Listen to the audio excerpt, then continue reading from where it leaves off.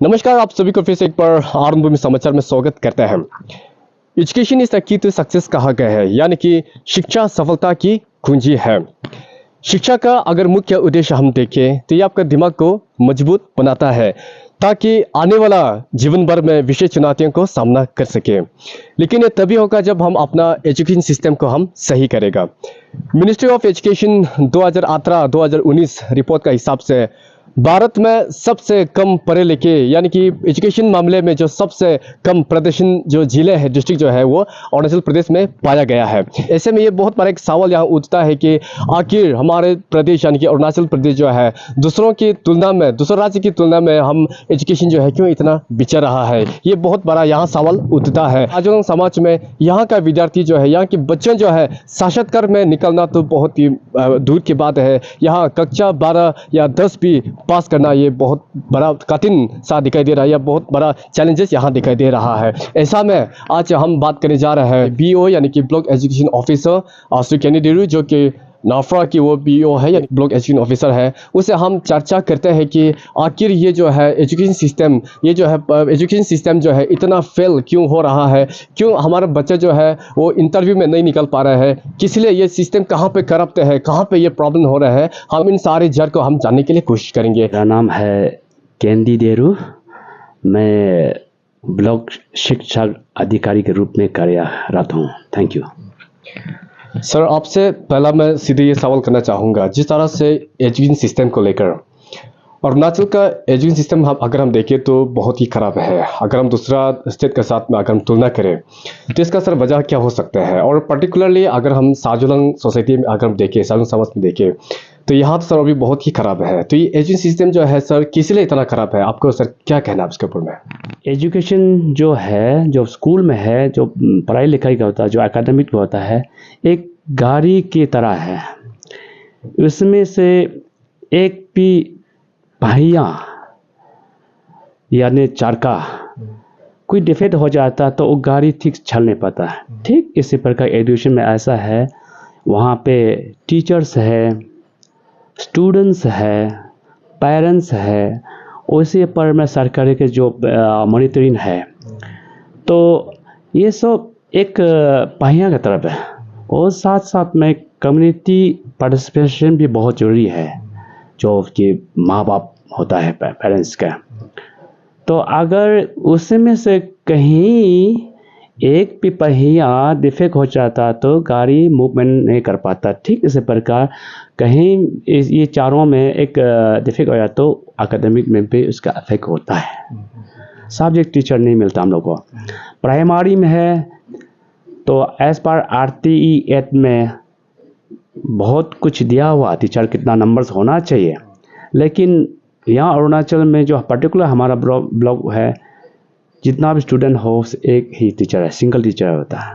वो single teacher जो जितना उसको करिकुलर में वो कोर्स सिलेबस को कवर करना चाहिए, ऐसे करना चाहिए, वो नहीं कर पाता है। इसलिए एक कारण भी है।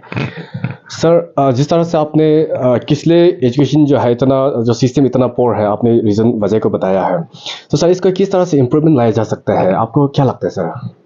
तो माँ बाप भी अगर ध्यान दिए स्कूल में, टीचर सही ढंग करेगा, सही ट्रांसफर पोस्टिंग होगा, हमारा प्यारे लोग जो है भी ये एजुकेशन सब्जेक्ट, इनकी सब्जेक्ट है, ध्यान देगा तो डेफिनेटली इम्प्रूव होगा, क्यों नहीं होगा। क्योंकि अभी मैंने देखा है कि हम लोग कुछ साल पहले जो हम लोग क्वांटिटी में प्रोड्यूस करता था, अभी हम लोग क्वालिटी में जा रहा है।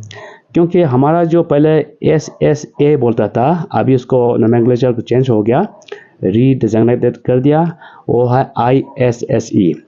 तो अभी उसको हम लोग डिटेंशन जो फेल होता था वो प्रोग्राम ख़त्म हो गया, तो अभी क्वालिटी आएगा।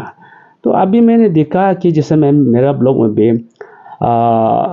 इस बार हमारा जो टोटल इनरोलमेंट है, मेरा बॉयज़ 324 है, गर्ल्स 347 है, टोटल 671 है, जिसमें आपको अरुणाचल प्रदेश स्टेट बोर्ड भी है, क्लास 5-8। तो हमने इस बार देखा रिजल्ट बहुत अच्छा आया, हमारा तो 85+ परसेंटेज आया, इसका मतलब अच्छा है। और हमारा जो होम है वो भी पेपर वहाँ से करता है, अभी टीचर लोग नहीं करता, वो भी एक एग्ज़ाम, बोर्ड एग्ज़ाम की तरह है। तो उनका रिजल्ट भी बहुत अच्छा आया। उसका बाद मैंने एक चीज़ और देखा है, हमारा जो नवोदय विद्यालय का जो टेस्ट होता है, तो वो हम लोग 5 ब्लॉक है वेस्ट कामेंग में, तो सारा बच्चा उसमें क्लास वाइज जितना भी है वो एग्ज़ाम कैंडिडेचर होता है। तो उसमें भी मेरा जो साजलंग का स्टूडेंट यहाँ का जो है अच्छा पार्टिसिपेशन भी होता है और पास परसेंटेज भी अच्छा है वहाँ में, क्वालिफाई वाला जो, उसका मतलब आपको इतना एकेडमिक इतना परफॉर्मेंस इतना लो बोल के नहीं है मेरा हिसाब से। Thank you sir. अक्सर ये सुनने में आता है कि टीचर को लेकर, जिस तरह से आप बोल रहा था कि टीचर को लेकर, टीचर जो है जहाँ ज़रूरी होता है, लाइक जहाँ इनरोलमेंट ज़्यादा है बच्चों का, वहाँ नहीं जाके बहुत से टीचर सर ऐसा होता है कि जैसे कि अभी बमदिला में सुनने में आता है कि काफ़ी टीचर जो वहाँ पर पढ़ा हुआ है और पोस्टिंग के लिए बाहर जाता नहीं है, तो इस तरह से लोग इस तरह से बात जो है सुनने मिलता है। तो ऐसे में सर आप उन टीचर सब क्या कहना चाहेंगे या सरकार सब क्या कहना चाहेंगे कि जहाँ पे ज़रूरी है टीचर वहाँ भेजा जाए, ना कि जहाँ फैसिलिटी हो, जहाँ रोड कनेक्टिविटी हो, जहाँ पे सब कुछ सुविधाएं हो, टीचर जो है जहाँ ज़रूरी है वहाँ जाने के लिए नहीं मानता है। तो ये बहुत बड़ी समस्या जहाँ तक पश्चिम कामेंग जिले की बात है ये सुनने में मिल रहा है। तो सर आपका क्या कहना है इस बात के ऊपर में? हाँ, ये तो मेरा बात नहीं है, ये अथॉरिटी का बात है, जो ट्रांसफ़र पोस्टिंग जो सिग्नेटरी अथॉरिटी है तो इनके है। फिर भी मैं ये कहूँगा कि ये एजुकेशन में सेक्टर में कॉम्प्रोमाइज़ नहीं होना चाहिए, क्योंकि ये एक यंग जनरेशन का भविष्य का सवाल है। अगर हम अच्छा शिक्षा दीक्षा देंगे तो डेफिनेटली जो हमारा जो पीढ़ी है बच्चों है वो अच्छा सिटीजन काल को बनेगा। तो आपका सवाल बहुत जायज़ है ये पूछने के लिए कि एज़ पर माई ऑब्जर्वेशन और माई एक्सपीरियंस ऐसा है कि मेरा एक नाफरा एक 7 डिवीज़न है, जिसमें मैक्सिमम जो हमारा जो 99% जो साजलंग ट्राइब रहता है, तो उसमें हमने देखा कि बमदिला और नाफरा हमारा एक ही ब्लॉक है। तो यहाँ पे एज पर डेटा देखा जाएगा ट्रांसफर पोस्टिंग टीचर हमारा ब्लॉक में सबसे ज़्यादा है, लेकिन हकीकत में जो ग्राउंड लेवल में जो है बमदिला में हेडक्वार्टर वहाँ में कंसंट्रेट है टीचर। हमारे यहाँ में अभी मेरा 11 मिडिल स्कूल है, 13 प्राइमरी स्कूल है, उसमें आपको देखिए सिंगल टीचर, जहाँ मिडिल स्कूल 2 ही रहा। तो ये सब है समस्या। अगर हमारा गवर्नमेंट हमारा अथॉरिटी ये सब अगर ट्रांसफर पोस्टिंग में थोड़ा सा इक्वली करेंगे तो डेफिनेटली इम्प्रूवमेंट होगा बच्चों का। जिस तरह आप यहाँ नाफरा के ब्लॉक एजुकेशन ऑफिसर हैं, तो जिस तरह सर आपको सहयोग मिलना चाहिए सरकार की तरफ से, जो भी यहाँ जो फैसिलिटी जो मिलना चाहिए वो किस तरह से यहाँ पहुँच रहे हैं सर आप? उसके बाद में यहाँ की जो लोग हैं किस तरह से आपको कोऑपरेट कर रहे हैं, और सरकार से आप क्या अपील करना चाहेंगे सर अंत में? देखिए इसमें अभी एजुकेशन डिपार्टमेंट में बहुत सा स्कीम चल रहा है। फर्स्ट नंबर 1 है सेंट्रल स्पॉन्सर्ड स्कीम, दूसरा है स्टेट फ्लैगशिप प्रोग्राम। तो जैसे कि सेंट्रल वाला जैसे पहला हम लोग मिड डे मील बोलता था, जो मध्याह्न जो भोज देता था बच्चों को, दोपहर में जो भोजन देता था, अभी उसको नोमेनक्लेचर को चेंज करके प्रधानमंत्री पोषण स्कीम बनाया। तो हमारा ब्लॉक में बहुत अच्छा चल रहा है। और जैसे यूनिफॉर्म फ्री दिया जाता है, टेक्स्ट बुक दिया जाता है, ये सब सेंट्रल स्कीम है। और जितना भी हमारा जो ब्लॉक में आता है तो हम लोग अच्छा से चल रहे हैं।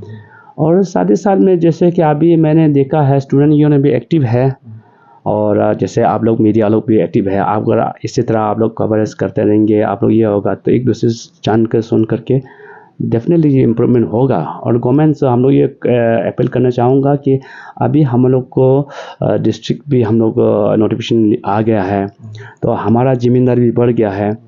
तो गवर्नमेंट भी हम लोग जो बेसिक जो नीड है, जैसे इंफ्रास्ट्रक्चर हो गया या आपका टीचिंग लर्निंग मटेरियल हो गया, और आप जो टीचर है तो वो देने से डेफिनेटली वो बच्चों तो हमारे पास आए ही है, अच्छा इन्रोलमेंट है तो इम्प्रूवमेंट होगा। Thank you. Thank you sir.